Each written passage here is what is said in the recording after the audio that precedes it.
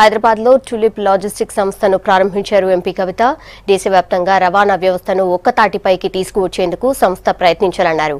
కూరగాయలు, పండ్లు, ఇతర వస్తువుల ట్రాన్స్పోర్ట్ కోసం రైతులు పెద్ద మొత్తంలో డబ్బులు చెల్లిస్తున్నారని, టులిప్ సంస్థ రాకతో ఆ అవసరం లేకుండా తక్కువ ఛార్జీలు పడతాయన్నారు. దేశవ్యాప్తంగా సంస్థ సేవలను అందుబాటులోకి తెచ్చామన్నారు. Tulip chairman Madan just missed call ఇస్తే లోడ్ బుక్ చేసుకుంటామని తెలిపారు.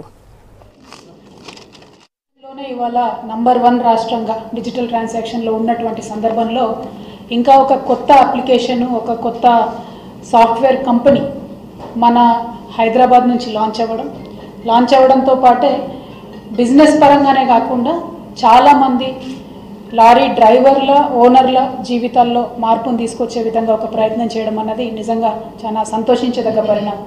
పైగా పోను రాను ధరలు వాళ్ళే భరించాలి కాబట్టి అల్టిమేట్గా ప్రజల మీద కూడా ఆ కూరగాయల రేట్లు పెరిగి భారం పడేటటువంటి పరిస్థితి ఉంటుంది. ఇక్కడ నుంచి సపోజ్ హైదరాబాద్ నుంచి బెంగళూరు పోయేటటువంటి ట్రక్కు బెంగళూరులో మన టమాటాలో, మన కూరగాయలు వదిలేసిన తర్వాత మళ్ళా బెంగళూరు నుంచి హైదరాబాద్ రిటర్న్ ఖాళీగా రాకుండా మదన్ గారు చెప్పినటువంటి టెక్నాలజీ వాడుకుంటే అక్కడి నుండి మళ్ళా ఏదో ఒక సరుకును తీసుకొచ్చేటటువంటి ఏర్పాటు ముందే చేసుకునే పరిస్థితి ఉంటుంది.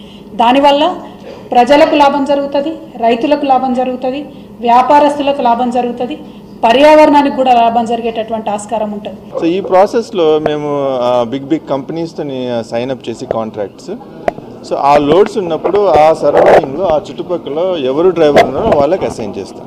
ఈ విధంగా ఏంటంటే ఒక డ్రైవరు ఒక ప్లేస్ నుంచి ఇంకో సిటీకి వెళ్ళినప్పుడు అక్కడ చుట్టుపక్కల లోడ్ ఉన్నప్పుడు అది అటాచ్ చేయగానే ఇమ్మీడియట్గా తీసుకొని రిటర్న్ రాగలుగుతాడు. So the whole idea is to improve the ideal time. Right now 50% ideal టైంను మేము 80 to 90% తీసుకురావాలనే ఉద్దేశంలో స్టార్ట్ చేసాము. మేము చాలా మటుకు సక్సెస్ కాగలిగాము.